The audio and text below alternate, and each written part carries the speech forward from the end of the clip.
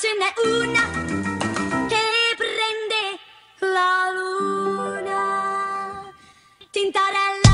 Καταρχήν δεν είναι στροντέλο μα στροντέλο. Γαμώ τη μάνα σου τι να το κάνω το μπουρδέλο. Σαν πολύ μαλακισμένο εσύ δεν μιλάς. Με κλεμμένα lines, φλόρε δεν γαμάς. Λες πως διαφημίζω τη δικιά μου γκόμενα. Τουλάχιστον μαλακισμένο έχω κι εγώ κάτι. Και κάπως έτσι φλόρε σκάνε τα επόμενα. Τουλάχιστον γεμίζει το δικό μου το κρεβάτι. Από στροντέλο φλόρε με ονόμασες μπουρδέλο. Μην ξεχνάς ότι η μάνα σου δουλεύει σε μπουρδέλο. Μαστούρωσε η μάνα σου από το δικό μου το κοκόρι. 9 μήνες μετά γέννησε αγόρι. Ένα αγόρι φλόρε που το λένε σιγμαρό. Κάτι φλόρου σαν εσένα συστόλα γαμό. Σκασμός, μίληση σπασμένη η καπότα. Κράζει τα ταλαβέρια που κάνουμε με κόκα. Σιγμαρό, άκουσε λοιπόν. Πηδώ την κομμενά σου σνιφάροντας τεπών.